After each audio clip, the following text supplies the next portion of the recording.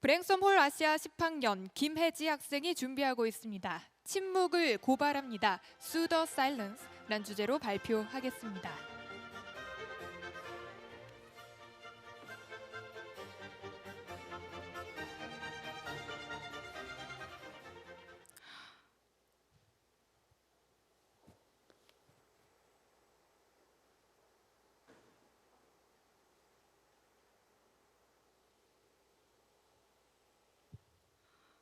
Even remaining silent just for 10 seconds, not a single of you tried to make me speak. You would have thought that I panicked or forgot what to say. This is the reality of silence. If one doesn't speak out, nobody listens nor gives help to continue the thread of truth to be untangled, but quietly and ever so harshly vanishes no matter how diabolical the truth may have been. Here, at this very moment, I am about to sue and seek the justice against silence. Even though it was just 10 seconds that resonated the uncomfortable atmosphere throughout the stage, the actual silence that is about to be revealed remained for 73 years. The silence contributed to enshrouding one of the biggest massacres that happened in South Korea and the grief behind the uprising, leading to the ignorance of our very own history. According to the final report of investigation, on first day of March 1947, the silence and unsympathy shown to a child who was hit by the police officer's horse led the public to be infuriated. Resulting to violence was such a common approach, the police perceived the actions as a challenge upon them and soon triggered the firearm, killing 6 innocent people. With the increased tension, the Jeju Workers' Party declared an uprising upon the police, and the citizens also decided to remain silent and not respond to the May 10th, 1948 voting procedures. Martial law, the law that is authorized only in the case of severe threats such as violent terrorism or war, was enacted, giving the police an absolute power to control over the whole island. Ideological discrepancies merely exacerbated extreme hatred towards one another, labeling the innocent civilians the so-called commies. They had to remain silent until they were killed, tortured, mocked, and filmed not only by our Korean authorities, but also by foreign US military commanders. And no, the silence was not broken when the massacre came to an end. Still tightly veiled, the citizens' efforts on breaking out the silence were once more isolated in the middle of the oblivious, unresponsive government. Hence, I charge the silence for these 3 reasons.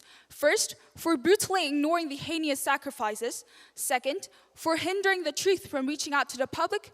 And third, for letting our generation slip through the necessity of facing the truth. Fortunately, nowadays, we start to witness some positive actions. Initiatives from Jeju 43 Peace Foundation invited the youth to expand their knowledge and influence, yet we're far from breaking the utter silence. Mark Twain once said, "History does not repeat, but it often rhymes. But it should rhyme in a predictable way." The only guide that has led us to notice human integrity and examine justifiable actions was our history. We have learned invaluable lessons from our past, especially from this atrocious event. Now, police oppression or brutality are not the ones strengthening the silence. It is our very own ignorance which devalues and undermines the victims' rights and justice. Reflecting upon such tragedy, it is now our obligation to mold an informed world through every action that contributes to eradicating the silence. And that is finally when this uprising can mark an end and remain as one complete history. Judge, I suggest these 3 ways to punish the silence. First, enhance legal mechanisms to acknowledge historical importance under a special act. Other forms of democratic revolutions or brutal incidents that happened in the past are mandated to be included as part of our educational curriculums. Beyond this incident from acquiring an apt labeling, it needs to be acknowledged and embraced as part of our reparations for the victims. Second, make more opportunities for the citizens to voluntarily feel this rage and speak out. Not only will they participate, but they will earn the most priceless virtue, that breaking out the silence and seeking out for truth gives us unity and integrity. Third, make Jeju 43 more accessible in our daily lives. Encourage citizens to make these stories as daily life gossips, watch or publish movies, produce books with stories so that citizens can fill in the color of our history by themselves. Even though the initial impact may seem marginal, the accumulation of these minor actions will strengthen the citizens to voice out their thoughts. And from then, we can diffuse our proud history to the global community, show how we have started from a shameful past, but overcame, respected, developed, communicated, and broken the silence, because that is finally the complete page of history that we will pass on to our next generation. break the silence for peace. Thank you.